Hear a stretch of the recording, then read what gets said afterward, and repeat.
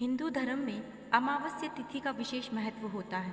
अमावस्या तिथि पर पितरों को तर्पण, ग्रह दोषों से छुटकारा पाने के लिए उपाय और दान इत्यादि के कर्म किए जाते हैं।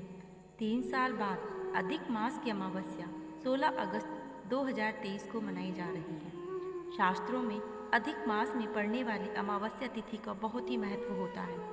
धार्मिक मान्यताओं के अनुसार अमावस्या की तिथि पर सभी पितृगण पृथ्वीलोक आते हैं और अपने परिजनों के द्वारा किए गए पिंडदान और तर्पण प्राप्त कर उनको आशीर्वाद देते हैं। वहीं ज्योतिषी की माने तो कुंडली से पितृदोष को खत्म करने के लिए इस अमावस्या को मनाया जाता है। इसे भौम अमावस्या भी कहते हैं और दर्श अमावस्या भी कहा जाता है।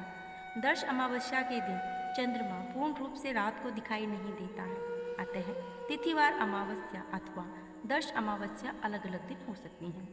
अमावस्या के दिन ग्रहों के अतिरिक्त ऊर्जा विकिरण के द्वारा मनुष्य तक पहुंचती है और मानव पर अमावस्या का सबसे आम प्रभाव मानसिक बीमारी, क्रोध और चिड़चिड़ापन आता है। इसके लिए हमें हनुमान जी की पूजा करनी चाहिए।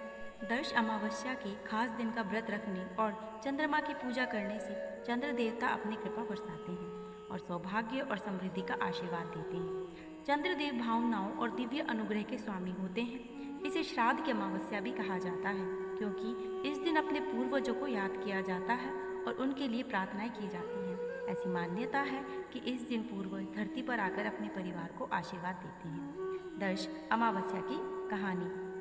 प्राचीन काल में 12 सिंह आत्माएं थीं जो सोमरोज पर रहती थीं। एक बार बार्शदास ने गर्भ धारण किया और एक बच्चे को जन्म दिया जिसका नाम अछोदा था। वह दुखी रहती थी क्योंकि उसके पिता नहीं थे और परिणाम स्वरूप वह पिता के प्यार की कामना करती रहती थी। वह बहुत रोया करती थी।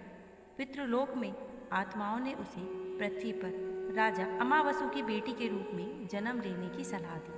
उसने उनकी सलाह पर अमल किया और राजा अमावसु की बेटी के रूप में जन्म लिया, जो कि बहुत महान राजा थे।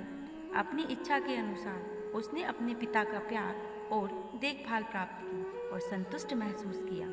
जैसे जैसे उसकी इच्छा पूरी हुई, उसने पितरों को उनकी बहुमूल्य सलाह के लिए धन्यवाद देने का फैसला किया और पितृलोक के कैदियों के लिए पितृ पूजा की व्यवस्था की, जिसे श्राद्ध कहते हैं।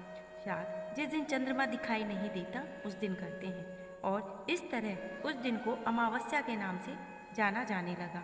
तब से अमावस्या के दिन पूर्वजों को श्राद्ध अर्पित करने का रिवाज चलने लग गया। अधिक मास अमावस्या पर भगवान शिव की पूजा करने का विशेष रूप से लाभ होता है।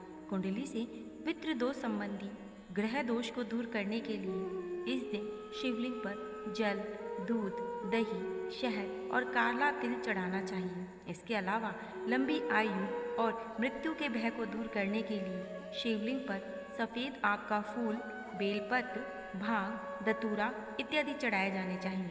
अमावस्या तिथि पर पितरों को तर्पण करें।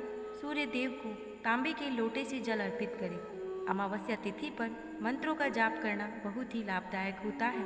इस गंगा स्नान करने के बाद पितृ सूक्त, पितृ श्रोत और पितृ कवच का पाठ जरूर करना चाहिए।